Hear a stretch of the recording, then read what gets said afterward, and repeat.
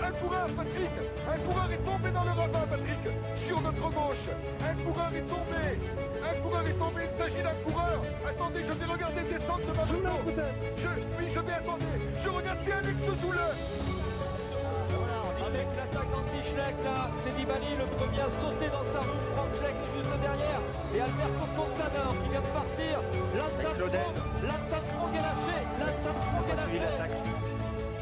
Et il est littéralement à pied, comme on dit, dans les milieux cyclistes, alors que tout le monde le passe. Bonjour à toutes et à tous et bienvenue pour notre nouvel épisode des Commissaires de course, une émission pour les amoureux du cyclisme que vous pouvez retrouver désormais sur notre chaîne YouTube et sur le forum du site Vélo Club du Net. Moi, c'est Max, alias Albator Contardo sur VCN, votre présentateur. Et pour aborder l'actualité du moment, sont réunis Charles, alias Charlix sur VCN. Bonsoir à tous. Liam, alias Rémi. Salut. Nopik, alias Daniel. Salut à tous. Et Akeyon, alias Benjamin. Bonsoir tout le monde. Et bonjour à vous. Alors, aujourd'hui, chers commissaires, abordons avec grande déférence, respect et solennité la sainte semaine des pavés qui s'annonce à nouveau palpitante cette année. Car oui, ô joie, le cyclisme ressuscite à chaque printemps et nous louons sa beauté sur les berges et les pavés flandriens.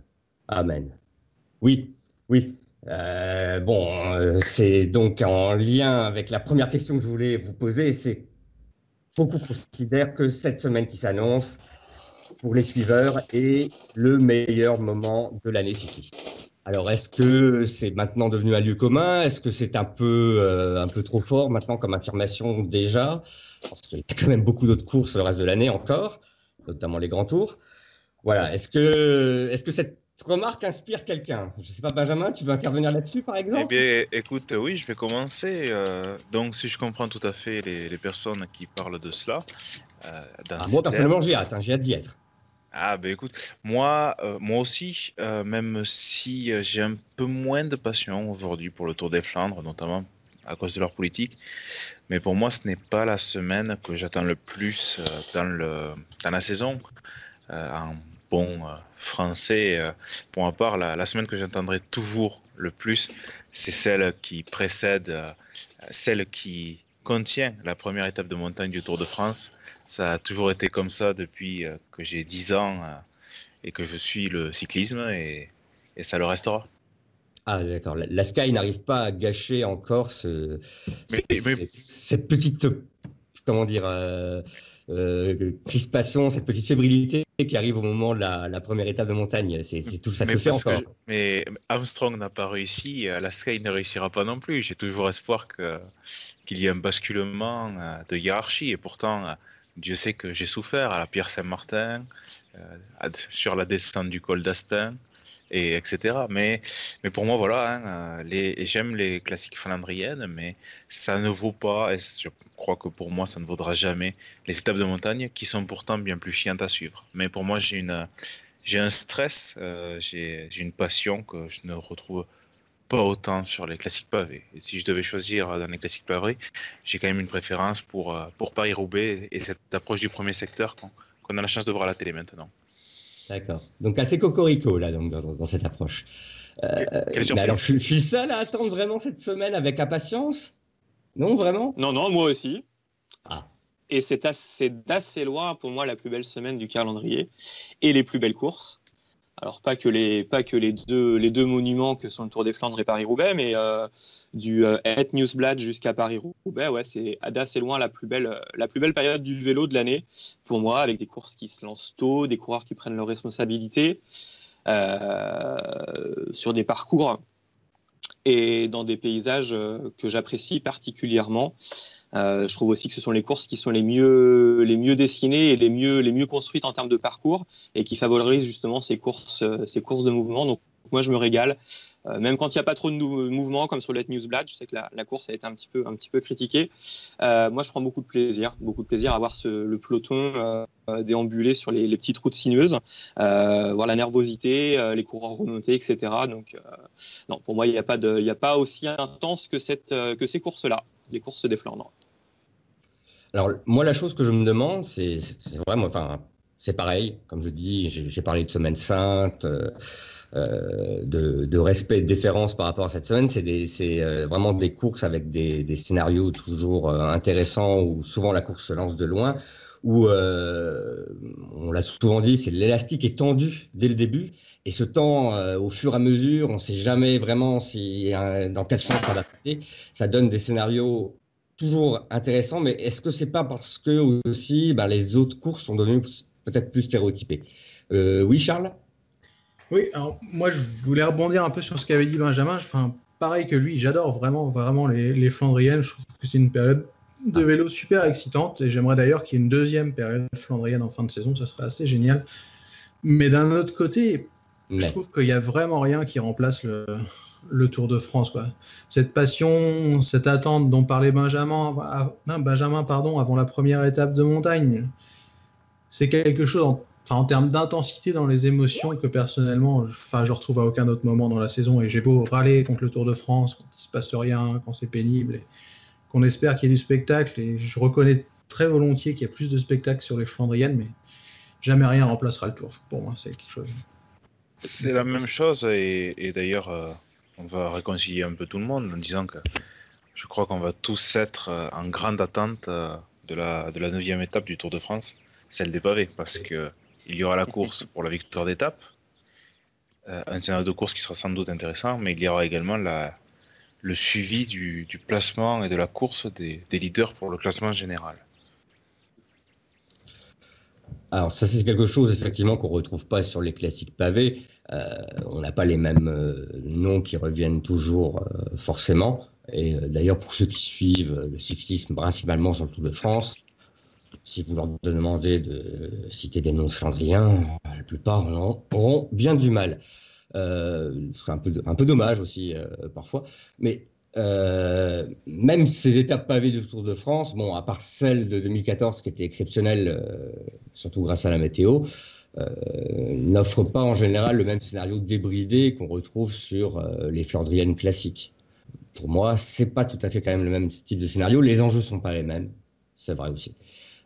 Mais on a un spectacle autre. Le Paris-Roubaix 2016, tout le monde s'en souvient encore. De 150 km de course à fond. Je n'ai pas vu ça sur d'autres courses autres qu'une course pavée. Il ne me semble pas. Ou alors, il faut aussi des événements météo particuliers. Ce qui n'y avait même pas d'ailleurs dans ce Paris-Roubaix. C'est sûr, mais je crois qu'on est tous d'accord sur le fait que ce sont des courses qui sont peut-être les plus agréables à suivre de toute la saison. Et je comprends d'ailleurs, comme je l'ai dit tout à l'heure, tout à fait, que plusieurs, que peut-être même la majorité, disent que c'est la grande semaine de vélo de l'année. Mais j'étais juste la comparaison par rapport à ce que j'attendais le plus. Mais après, bien sûr, je crois que la passion, la pression, l'attente monte chez tous les fans à l'approche du Tour des Flandres. Et ensuite jusqu'à Paris-Roubaix. Non, puis il y a quelque chose de génial dans les Flandriennes, même si moi, comme je l'ai dit tout à l'heure, je préfère le Tour de France, mais il se passe toujours quelque chose. On a toujours cette situation tendue entre 2-3 groupes, comme on l'évoquait lors de la dernière émission, où on ne sait pas de quel côté ça va basculer. Enfin, il y a quelque chose qui se passe, il y a toujours du spectacle. Pour moi, les Flandriennes, c'est en dehors du Tour et du Giro, peut-être, c'est les seules courses que je peux prendre à 100 km de l'arrivée sans m'ennuyer forcément, quoi. Je ne sais pas si c'est la même chose pour vous. Ouais, carrément. Mais moi, je partage aussi l'avis de Rémi sur le fait que le mois des Flandriennes, c'est le mois un peu le plus excitant dans le calendrier. Après, je comprends aussi le point de vue opposé, parce qu'effectivement, c'est un peu tout le temps les mêmes routes, tout le temps les mêmes villages. C'est quelque chose qui est très limité dans l'espace et dans le temps. Du coup, ça donne un côté un peu confidentiel aussi à la chose, quoi. Et d'ailleurs, c'est vrai que des spécialistes des courses flandriennes, des spécialistes purs et durs, ont tendance un peu à ne pas être très nombreux, voire à régresser en nombre, quoi, j'ai l'impression. On a l'impression que c'est plus dur d'être un pur Flandrien. Comme pouvaient l'être certains coureurs dans les décennies précédentes. Là, maintenant, on retrouve des Greg Van Avermaet, des Peter Sagan qui sont aussi obligés de se diversifier, qu'on va retrouver sur d'autres classiques ou quelques courses par étape. Et comme toi, Daniel, je trouve que ça a un peu changé aussi par rapport à ça. On retrouve pas mal de sprinters aussi. Beaucoup de sprinters ces dernières années. Des Greencobb, des Demar, même du Colbrelli. Beaucoup de gens qui ont une pointe de vitesse. Ce qui m'a fait presque craindre, je crois que c'était l'année dernière, un Paris-Roubaix où ça se retrouvait à 50-60 sur le vélodrome. On n'était pas loin. Ben, c'est vrai qu'il faut mieux avoir une pointe de vitesse. Même un gars comme Seb Van Mark, on voit qu'il travaille régulièrement sa pointe de vitesse. Bon, pour l'instant, ça l'aide pas à gagner. Ça l'aide pas à remporter des courses pour autant, mais en tout cas, il essaye.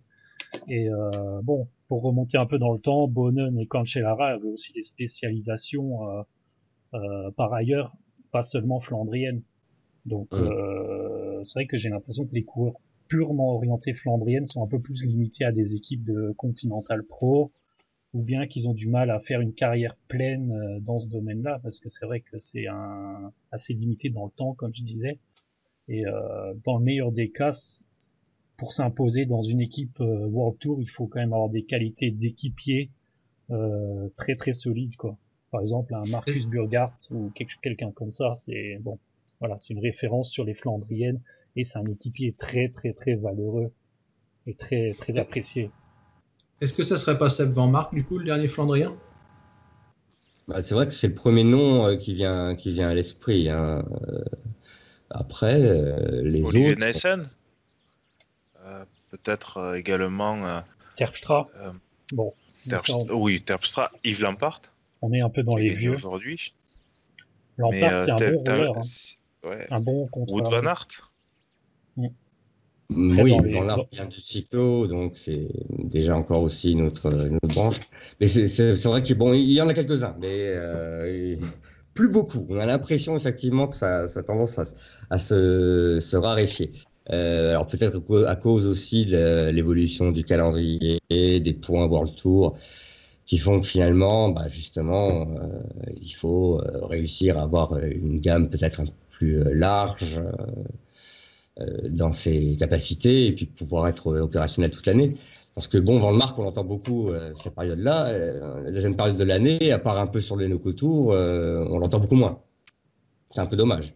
Ouais, effectivement. Après, je pense qu'il y a aussi pas mal de coureurs relativement jeunes qui vont quand même marcher un peu dans ses pas, puisque bon, on peut citer Dylan Van Baarle qui a fini sur le podium, je crois, du Tour des Flandres l'année dernière. Bon, après il y a aussi un Français comme Florian Sénéchal, je pense qu'il va se spécialiser vraiment dans les Flandriennes chez Quick-Step maintenant. Voilà, et si on va un peu fouiller dans les équipes Continental Pro, je pense qu'il y a quand même du monde vraiment dédié à ce secteur, donc à voir s'ils pourront poursuivre leur carrière au plus haut niveau ou pas. Ouais, c'est vrai que pour revenir sur Van Mark, c'est un des seuls Flandriens aujourd'hui qu'on ne voit pas le reste de l'année. Les autres sont un petit peu recyclés quand arrivent les courses par étapes, notamment pour protéger des leaders. Tout à l'heure, Benjamin parlait de Neysen. Neysen, c'est quand même un mec qui a des responsabilités sur le Tour. L'an dernier, pour Bardet, on l'a vu aussi sur le Dauphiné en montagne, où il avait fait quand même des belles performances pour son profil. C'est vrai que Van Mark, sorti de ce mois-là, on le voit pas travailler pour Uran ou pour d'autres leaders. Oui, c'est vrai que Nazen a fait un beau boulot sur le Tour de France. Hein, pour Romain Bardet, il avait été précieux plusieurs fois. Et Nazen va avoir un rôle essentiel en plus cette année avec la présence des pavés et la première semaine un peu piégeuse. De nouveau, oui. Bon, je pense qu'il sera dans l'effectif. Je pense que ça va être le coureur qui va guider Bardet pendant 10 jours. Hein. Il ne va pas lâcher sa roue. D'ailleurs, c'est ce qu'on a vu au dernier Tour de France. Et même 10 jours, je dirais, avant l'école, dans les étapes de montagne. Bardet sera dans sa roue pour ne pas bouffer devant. Et même après, dans les étapes de transition, tout ça, je pense que Olivier Nazen sera vraiment le chien de garde de Romain Bardet. Parce qu'un coureur comme ça, qui a l'habitude de frotter dans les pavés, là où ça joue des coudes pour prendre les monts dans les bergs dans les meilleures positions, ça s'est également frotté sur un Tour de France où en plus les coureurs sont d'un gabarit plus faible, donc forcément ça devient un incontournable. Après, il faut saluer, comme vous dites, que Olivier Neysen a, en plus de son statut de leader dans les classiques flandriennes, arrive à se muer en équipier, ce qui n'est peut-être pas à la portée de tout le monde dans ces leaders de Flandrienne. Il y en a certains qu'on voit moins faire ça, effectivement. Oui, parce qu'on parlait de Van Mark tout à l'heure. Moi, j'ai du mal à imaginer cette Van Mark sur l'étape des pavés, attendre Rigoberto Urán et pas jouer la gagne. Clairement. De même. C'est la même chose, surtout connaissant les tactiques de cette équipe qui peuvent parfois surprendre. Ce serait vraiment pas étonnant. À voir où ils en sont aussi. La 9e étape, elle arrive assez tard quand même sur le Tour de France. Est-ce que on peut clore là ce sujet et peut-être passer vite fait sur la course d'aujourd'hui, parce que justement à propos de Flandrienne, on a quand même eu à travers les Flandres qui s'est déroulé cet après-midi. Donc est-ce que je vous rappelle vite fait les résultats avec la victoire de Yves Lampaert devant Mike Teunissen et justement celui dont on parlait, Seb Van Mark. Voilà, donc encore un succès pour Quick-Step. Vous avez vu la course? Oui. Oui. Alors, oui, bien écoutez, commence Rémi. Très belle course, lancée de loin. Le temps le permettait. Alors, une course où il n'y avait pas finalement beaucoup de pavés. Alors, c'est un peu ironique parce que les leaders de Grand Tour qui sont venus sur cette course pour se familiariser au pavé n'ont pas eu l'occasion de trop le faire parce que la majorité des monts étaient asphaltés. Oui, on va revenir très belle course lancée de loin. L'attraction pour notamment la course là, c'était la présence effectivement de leaders de Grand Tour. Je t'en prie, continue. Mais belle course lancée de loin, ouais, par les Flandriens, par Stibar, Benoît, qui ont placé des belles attaques. Assez loin de l'arrivée, ça a bien cassé le peloton. Donc, comme je disais, forcément le temps le permettait. Belle attitude de Valverde qu'on pouvait espérer par rapport à ce qu'il avait fait en 2014 ou 2015, je sais plus, sur cette même course. Il s'était déjà montré dans le final. Là, il a été très entreprenant, j'ai trouvé. Il a pris ses responsabilités, il s'est pas mal découvert. Donc voilà, une course très intéressante. Le bon coup qui part sur un coup de dé à un moment donné où ça se regarde. Et puis un dernier kilomètre un petit peu plus folklorique où Lampaert part en facteur au nez et à la barbe des sprinters. Donc ouais, j'ai trouvé que c'était une des plus belles qu'on ait vues depuis un mois en tout cas. C'est vrai que c'était une belle course. Pour ma part, donc je l'ai suivi également. Et c'est sur cette course, à un moment, j'ai dû quitter l'écran pour faire une chose ou une autre, où je me suis dit quand même, c'est Flandrienne, c'est les rares courses où si tu quittes au mauvais moment l'écran pendant 5 minutes, tu reviens, tu comprends plus rien à la situation. Parce que les groupes se refont, il y a des lâchers, il y a des coureurs qui reviennent, entre-temps il y a des chutes, il y a toujours quelque chose qui se passe. Et comme l'a dit Rémi, pour ma part, j'ai été plus que marqué tout d'abord par ce dernier kilomètre. Je ne m'attendais pas du tout à ça. Je ne pensais pas que ça allait se finir comme ça. Et également par la performance d'Alejandro Valverde qui... Rémi a dit qu'il a pris... Est-ce qu'on peut revenir sur ce dernier kilomètre pour ceux qui ne l'ont pas vu? Parce que, par exemple, moi, je ne l'ai pas vu. J'ai juste lu les réactions sur le forum qui sont à peu près identiques à la tienne, c'est-à-dire... surprise, incompréhension, enfin voilà. Donc, est-ce qu'on peut expliquer ce qui s'est passé? Je vais laisser Rémi en parler, je pense qu'il en parlera peut-être mieux que moi. Ouais, Lampaert prend quelques mètres. Alors, je ne sais pas si c'est très volontaire qu'il prenne quelques mètres. Il prend quelques mètres, il se retourne, il voit qu'il n'a personne dans la roue et il part, il est en tête de groupe. Donc, il profite que Boas Hagen et puis l'autre sprinter dont j'ai oublié le nom de la Giant se regardent. Teunissen. Merci. J'ai se regardent ça m'aide. Et voilà. Après, c'est un peu incompréhensible. J'ai lu pas mal de réactions d'incompréhension. Si je peux me permettre, la petite précision importante, c'est que le groupe de 5 faisait du surplace à peu près sous la flamme rouge. Ouais, ça ne roulait pas vite. Ouais. Après, j'ai lu pas mal donc, de réactions forcément sur le fait que les gars ont mal joué le coup. Je trouve que Lampaert l'a bien joué par contre le coup. On peut reprocher à ses poursuivants de ne pas avoir roulé. Ouais, après, il part en facteur, il donne pas forcément l'impression de vouloir partir et il en met une bonne quand il a pris quelques mètres. Je pense qu'il les a quelque part plus surpris. Ouais, voilà, je pense qu'il les a plus surpris s'il était parti de l'arrière. Je pense que Boasson Hagen et Tennyson regardaient plus derrière eux que devant. Et du coup, c'était plutôt bien joué de sa part. Et à la finale, il allait chercher une belle victoire et un beau doublé. C'est ça. Et puis, je crois qu'avec le groupe qu'il y avait, le surplace, on sait comment ça se passe. On se disait, ça peut revenir de l'arrière, mais on sait très bien que ça ne va pas revenir. On s'attend à un sprint parmi les 5 coureurs. Et finalement, on a une attaque du quick-step. On sait que quand il y a un quick-step... Qui était le moins rapide au sprint, a priori, des 5. Ouais, mais en plus, tu sais, quand il y a un quick-step qui est dans un groupe de tête lors des Flandriennes, c'est celui a marqué le plus, et puis c'était lui qui avait gagné l'an dernier. Ah, mais pour plagier quelqu'un, quand il y a un quick-step, ça va, c'est quand il y en a plusieurs qu'il y a des problèmes. Oui, souvent. et donc, c'est vrai qu'après, quand il part, les coureurs, en fait, donc il part un peu un facteur, comme a dit Rémi, et puis là, il a mis une énorme. Et très vite, tu vois que les coureurs regardent plus qui c'est qui va faire l'effort, parce que vu qu'on est si proche de l'arrivée, celui qui fait l'effort pour aller dans sa roue, pour ramener les autres dans la roue, il perd. Oui, celui qui fait l'effort, finalement, il est foutu. Pardon, oui, vas-y, je te coupe. Excuse-moi. Non, je sais pas si vous avez vu les interviews à l'arrivée, mais entre Van Mark qui disait qu'il était cramé, qu'il n'avait plus l'énergie pour y aller, Tennyson, lui, il a dit que il comptait plutôt sur Van Mark qui lui faisait peur et sur Boasson Hagen. Bon, je pense que Boasson Hagen était bien dans le rouge. On l'a vu pendant les 20 derniers kilomètres, il était un peu pendu. Donc voilà, je crois que celui qui en avait encore le plus sous la pédale, c'était aussi un peu Lampard et il a vraiment bien joué. Il est capable d'en mettre une comme ça. Voilà. Il est capable de la mettre. C'était pas évident non plus pour tout le monde. Hein.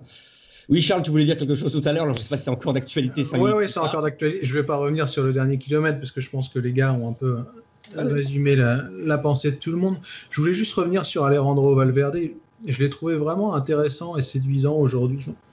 Encore une fois, on est loin de cette image d'un Valverde qui ratonne, soi-disant, qui attend toujours le dernier kilomètre. Enfin, ça, pour moi, c'est quelque chose qui est très bon pour les gens qui regardent 2-3 courses dans l'année et qui t'expliquent après comment ça marche.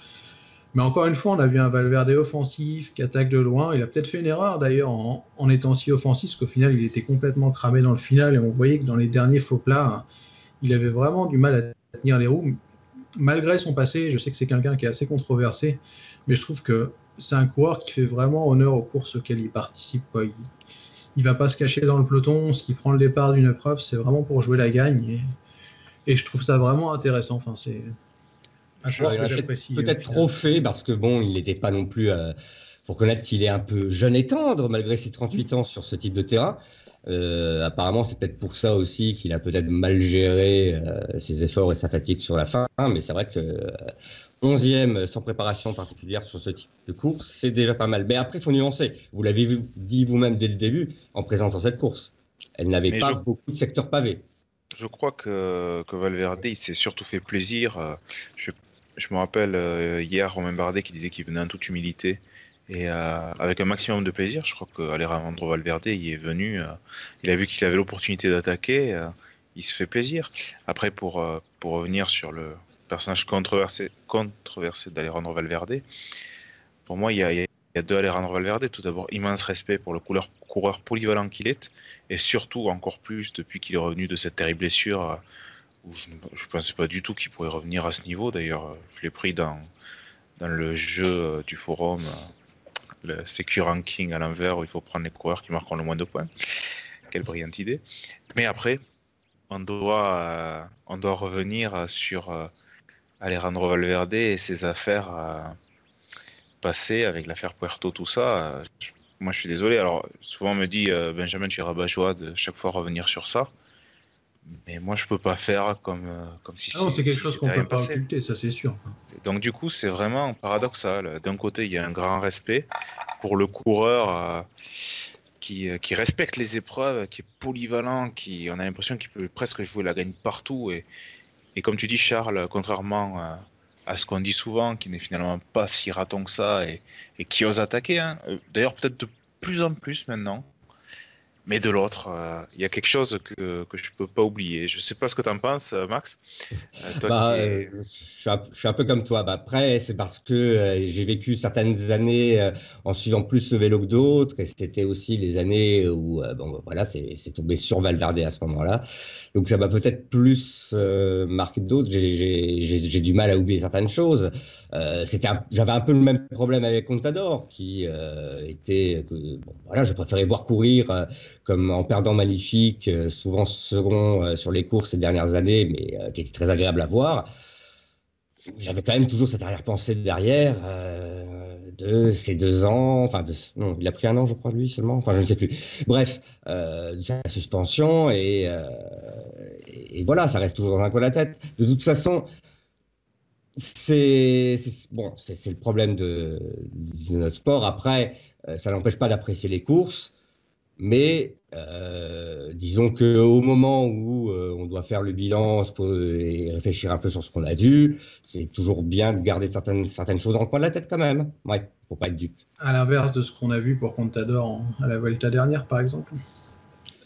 Oui, je sais pas. Je balance pas de tir comme ça. Ce qu'on a vu sur l'Angliru, voilà, ça reste. Certains voient ça comme une superbe dernière sortie, d'autres comme une sorte de match de catch un peu arrangé. Enfin voilà, je ne vais pas revenir là-dessus. Pour revenir au sujet, on a aussi eu, en dehors d'Alejandro Valverde, 2 des candidats à la victoire finale sur le Tour qui ont pris le départ d'à travers la Flandre aujourd'hui. Oui, il y avait Romain Bardet et Nairo Quintana. Ils ont fini la course. Valverde. Ils ont fini la course, je pense que c'était leur objectif prioritaire, pardon. Ils finissaient un peu plus. Et ils ne sont pas tombés. Ils ne sont pas tombés. Je suis dubitatif sur le but. Quel était le but? C'était vraiment de se préparer pour les pavés de Paris-Roubaix, de l'étape des pavés du Tour de France, parce que ce n'est pas du tout le même type de pavé. Je pense que le but, c'était de se tester, de prendre ses marques sur les pavés, d'apprendre à évoluer aussi. Enfin, d'apprendre, pas vraiment d'apprendre, mais d'évoluer sur les pavés avec les autres, frotter, etc. Ouais, je pense que c'est frotter, justement, peut-être plus que les pavés en eux-mêmes, comme vous l'avez dit, ce ne seront pas les mêmes, d'être plus dans l'approche de ces secteurs. Exactement. Et de voir comment les équipes flandriennes font, et surtout, qu'est-ce qu'il va falloir affronter pour être bien placé lors de cette étape qui fait déjà parler, et depuis qu'on a présenté sur le prochain tour. Prendre ses marques avec ses coéquipiers aussi, parce que, à mon avis, si jamais il pleut pour le Tour de France lors de l'étape pavée, ceux qui auront pris le départ de la course aujourd'hui auront un sacré avantage par rapport à ceux qui ont choisi de faire l'impasse. Je ne sais pas ce que vous en pensez. Moi, je suis assez dubitatif sur le choix de venir sur ces courses-là. Déjà parce qu'en effet, c'est pas les mêmes pavés. Après, oui, se placer, frotter. Maintenant, les Flandriennes ne sont pas les seules courses où il faut se placer, où il faut se frotter. Si on prend le déroulement aujourd'hui, c'était pas mal aussi pour l'approche du podium. Ouais, Milan-San Remo, mais même un Liège-Bastogne-Liège. Je veux dire, Bardet, il fait souvent Liège-Bastogne-Liège. En bas de la Redoute, ça frotte. Je pense que ça frottait même plus qu'aujourd'hui parce que c'est des courses qui sont compactes. C'est des gars avec toute l'expérience qu'ils commencent à avoir. C'est quand même des gars qui savent rouler en peloton, qui savent remonter quand il faut, qui arrivent à sortir la course. Bardet, c'est quand même quelqu'un d'intelligent. Je vois pas ce que ça lui apporte, à part un déplacement qui va créer peut-être de la fatigue, perdre un peu de jus. Moi je suis assez dubitatif. Je vois pas l'apport de faire une course, d'affaire à travers les Flandres, ce que ça va apporter sur un parcours comme Paris-Roubaix. Surtout que ça se court pas vraiment pareil en plus. Sur les monts, il y a souvent une accélération avant le mont et ça ralentit un petit peu dedans. Alors sauf les monts où ça attaque, mais ça temporise. Alors sur les pavés, c'est plein de balles avant, c'est plein de balles pendant et c'est plein de balles après. Donc c'est pas tout à fait le même type d'effort. À mon avis, les Strade Bianche, où c'est un effort plus linéaire, correspondent plus à l'effort de Paris-Roubaix qu'une course comme aujourd'hui. Mais après, peut-être que c'est aussi le fait que c'est une course qui était la moins dangereuse et la moins importante pour le sponsor pour pouvoir, on va dire, réserver une place pour le leader, parce que Tour des Flandres, c'est beaucoup. Et bon, Paris-Roubaix, là, je pense que ça aurait été peut-être un peu trop pour tester les pavés. On sait que la Trouée d'Arenberg a brisé quelques carrières. Oui, ouais, certainement. Après, ils ont déjà couru des pavés en configuration Tour de France. 2014-2015, il y avait des pavés. Et Quintana et Bardet, ils étaient déjà là. Donc, ils ont déjà eu cette expérience-là. Ils partent pas non plus de rien. C'est pas une première dans leur carrière. Donc, voilà, l'interrogation par rapport à ça. Je suis pas convaincu du bienfait. Oui, mais après, c'est vrai que faire Paris-Roubaix, c'est autre chose. Se retrouver au milieu d'un peloton où là, ils ne seront pas leaders ou considérés comme protégés. Frotter au milieu des poids lourds de 80-85 kilos qu'il y a dans le peloton, prendre des risques, c'est pas la même chose. Donc c'est vrai que il n'aurait pas pu, ça aurait été un peu risqué d'aller faire la préparation sur Paris-Roubaix. Après, le choix de la course là aussi me laisse dubitatif, comme toi. Hein. Il n'y a pas vraiment beaucoup de pavés. À la limite, c'est presque une course qui ressemble plus à l'Amstel Gold Race. Et donc finalement, y voir Valverde aussi à l'aise, on peut relativiser peut-être les choses par rapport à ce qui s'est passé cet après-midi. Voilà. Est-ce que quelqu'un voulait encore ajouter quelque chose là-dessus ou on passe au dernier sujet, à savoir les chances françaises pour cette sainte semaine? Alors, on aborde le passager français. Bon, ils ne sont pas très, très, très nombreux. Je pense qu'on va malheureusement vite faire le tour. Charles, oui, vas-y, tu veux commencer? Ouais, alors, on a fait un papier en début de semaine justement pour lister les chances françaises sur le Tour des Flandres et j'avoue que ça a été un peu compliqué de trouver des coureurs qui seront capables de jouer la gagne. Je pense qu'on a des coureurs qui sont capables de jouer le top 10 ou des accessites, mais pour jouer la gagne, ça va être très très compliqué. En premier lieu, je pense que je citerai Arnaud Démare, qui à mon avis sera plus performant sur Paris-Roubaix que sur le Tour des Flandres, parce qu'on voit que dans les bergs, il a vraiment des difficultés par rapport aux coureurs qui sont les plus à l'aise sur ce type de parcours. Ensuite, on a aussi un garçon comme Christophe Laporte qui découvre, mais je pense qu'il va être encore un peu tendre. On l'a vu aujourd'hui, il était bien, il termine 16e, mais il finit quand même dans le 3e groupe. Il n'est pas à la bagarre avec les meilleurs. Et dimanche, la distance sera plus longue, donc ça risque d'être un petit peu compliqué. Ensuite, on a peut-être un Florian Sénéchal aussi qui peut tirer son épingle du jeu. Il était dans la pré-liste de la Quick Step. Je ne sais pas s'il sera dans la liste définitive qui doit être communiquée dans les jours à venir, mais pour lui, c'est pareil, ça ne sera pas une victoire ou un podium. Je pense que ça sera un top 10, peut-être un top 15 qu'il peut envisager en fonction de la course d'équipe. Et enfin, j'avais pointé un 4e coureur, c'est Tony Galopin. Pas non plus pour la gagne ou quoi que ce soit, mais quand on regarde un peu les stats, il a toujours bien performé sur le Tour des Flandres, entre 10 et 20 en général. Et si jamais Oliver Nassen n'est pas forcément remis à 100%, il pourrait être un bon petit leader de rechange. Il me semble avoir vu que tous les deux avaient eu des problèmes. Aujourd'hui, Nassen a chuté. Nassen a chuté et je crois avoir vu sur le forum quelque chose, une information non plus pas très très rassurante pour Galopin, mais ça confirme bien. Sa participation à Nassen n'est pas forcément assurée, visiblement. À G2R, la mondiale, Rémi, tu nous disais que... Ils prendront la décision dans 48 heures, a priori. Ils redoutaient une fracture du genou. Pour G2R, quand même, ça. Ouais, Charles... Ils redoutaient une fracture du genou, donc... Charles, tu ne cites pas de Vital Concept pour le Tour des Flandres? Alors là, c'est vraiment méchant, Benjamin, je trouve, de me lancer là-dessus, parce que tu sais que je vais partir à fond la caisse, donc... Je vais essayer de me retenir, je vais être sympathique, je vais laisser ça à quelqu'un d'autre. Par contre, je vais citer quelque chose qui m'a un peu justement marqué, c'est que Vital Concept a été choisi en effet pour participer à la course en lieu et place de Direct Energy. Et quand on voit que l'équipe Direct Energy, même si ça a été dur aujourd'hui, est capable d'aligner 3 coureurs comme Chavanel, Godin et Petit, je trouve ça vraiment dommage. J'aimerais comprendre comment sont faites les invitations pour les équipes Conti Pro.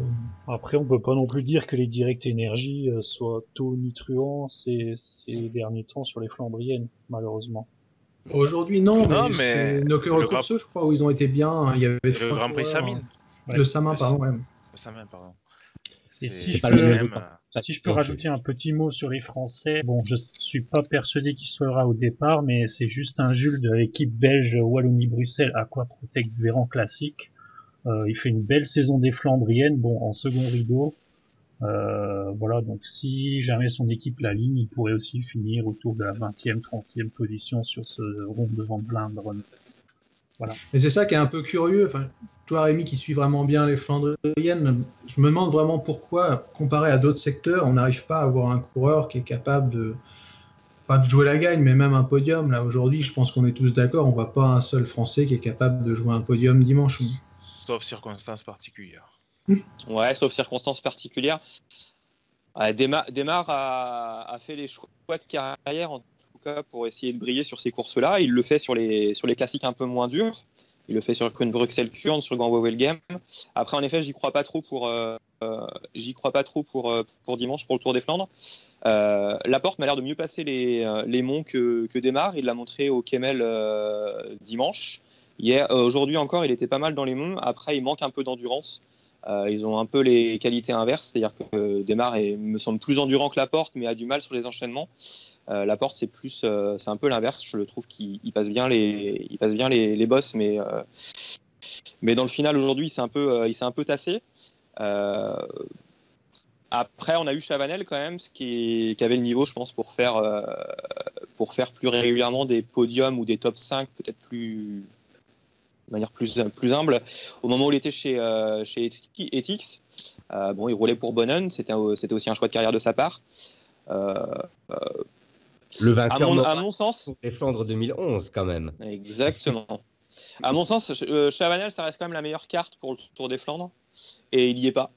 La non-sélection de Direct Energy au profit de Vital Concept était quand même un peu scandaleuse quand on voit la qualité des effectifs. D'autant plus que Chavanel fait dans le top 10 l'an passé, il fait 9e, je crois. Si exactement, il fait 9e. Il fait 9e et il fait un bon Paris-Roubaix, donc il n'avait pas non plus fait une super classique une super campagne avant le Tour des Flandres l'année dernière. Il n'en fait pas non plus une super cette année, mais il est quand même à présent. Voilà, rien ne dit qu'il n'aura pas pu réitérer cette performance dimanche, donc c'est un peu dommage. Après, juste un petit mot sur Démare et après je laisse la parole. Je suis quand même assez impressionné par son début de saison. Comme je disais, il a fait des choix de carrière il y a 3-4 ans de plus se spécialiser sur les classiques, en tout cas de faire les entraînements nécessaires pour les classiques et pour gagner en endurance. Et il est quand même en train de prouver qu'il a fait le bon choix parce qu'il est capable de jouer la gagne sur pas mal de courses. Alors, il n'en a pas gagné cette année. Il a quand même 3 podiums qui sont quand même intéressants entre Kurn, Milan-San Remo et Gand Wevelgem.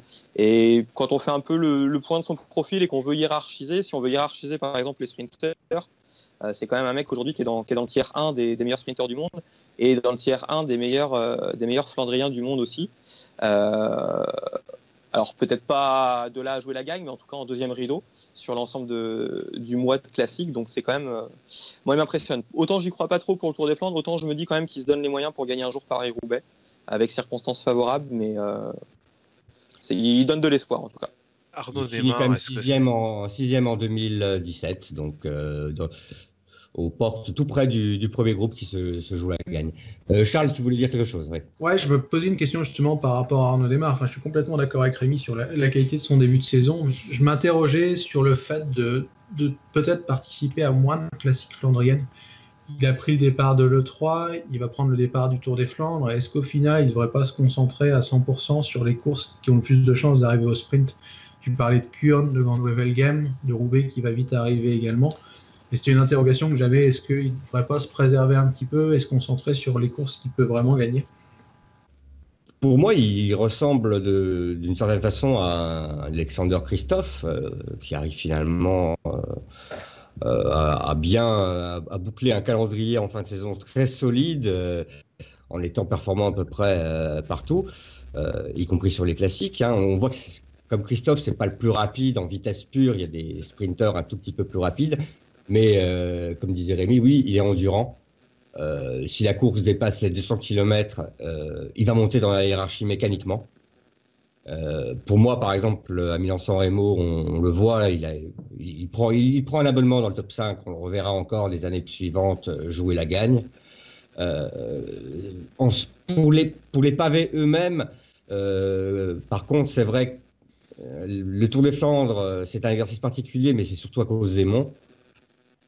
Pour Paris-Roubaix, on ne sait jamais, il n'y a plus les monstres d'avant. On a l'impression que personne n'est vraiment au-dessus. Si finalement tout le monde se regarde et qu'il n'y a pas vraiment une tête qui dépasse, ça peut se jouer dans un groupe assez conséquent. Et là, sa rapidité, elle va jouer largement en sa faveur. Enfin, je ne sais pas ce que vous en pensez, mais pour moi, c'est pour l'instant un bon choix. Je suis d'accord. Et moi, comme à l'instar de Rémi, je suis très content de voir un Arnaud Démare s'être spécialisé comme cela. Il me fait un peu penser, dans la catégorie sprinter flandrien, à un coureur de ma région qui courait dans les années 90. Et on n'avait plus ce type de profil, c'est Frédéric Moncassin. Même si Frédéric Moncassin était meilleur sur les les monts. Et ça me fait vraiment plaisir d'avoir un coureur comme ça qu'on peut suivre en France sur différents types de parcours, puisque après si on prend les autres coureurs qui ont fait des très bonnes performances sur les Flandriennes, donc dans les années précédentes, je crois que dans le top 10 il doit y avoir Ladanius, donc Chavanel on en a déjà parlé, Damien Gaudin et il y avait Sébastien Turgot également, c'est des coureurs qui ne pouvaient briller que sur Roubaix. On voit avec Arnaud Démare qu'on peut le voir sur nombre de classiques flandriennes, même si je pense qu'encore le Tour des Flandres est toujours trop dur pour lui, mais avec cette progression et ce superbe début de saison dont a parlé Rémi, eh bien, pourquoi pas? Pourquoi pas, on ne sait jamais, ça peut se regarder. Je crois que dimanche, ce sera des conditions ensoleillées, si je ne me trompe pas. Il peut très bien y avoir des événements de course qui font que la course se retrouve un peu bloquée et Arnaud Démare peut en profiter, on ne sait jamais, même si j'y crois peu non plus.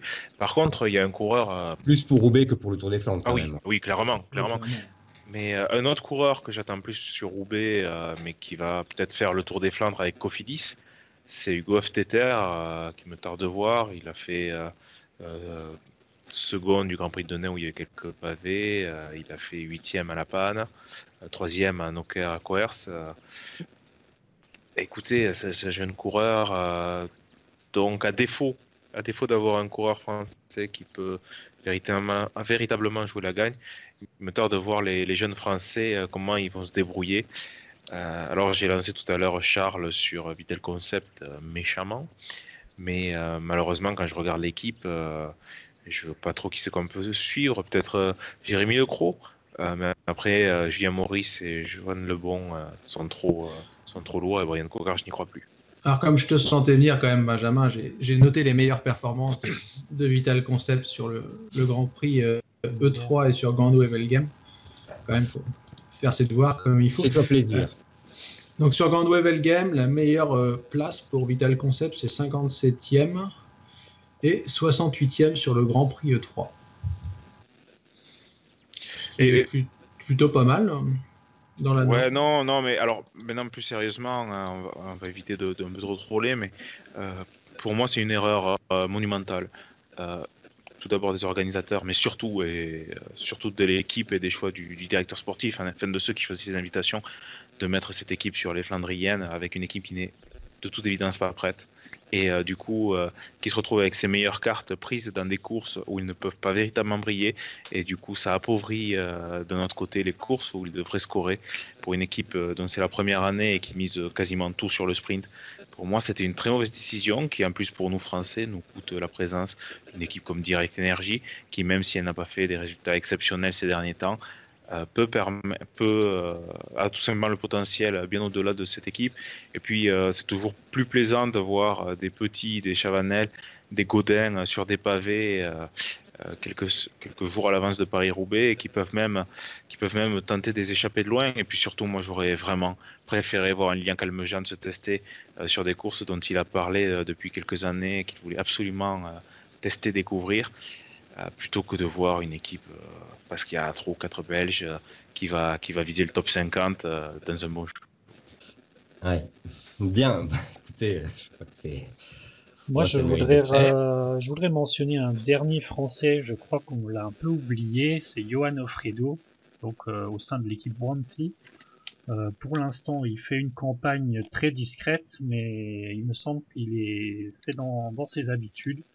Et l'an dernier, après un début de saison très discret, il a quand même fait 2 fois 14e, donc sur le Ronde et sur le Paris-Roubaix. Donc bon, on peut faire attention à lui. Peut-être qu'il sera dans un bon coup pour un coup d'outsider, évidemment, pour essayer de se disputer la gagne. On sait jamais.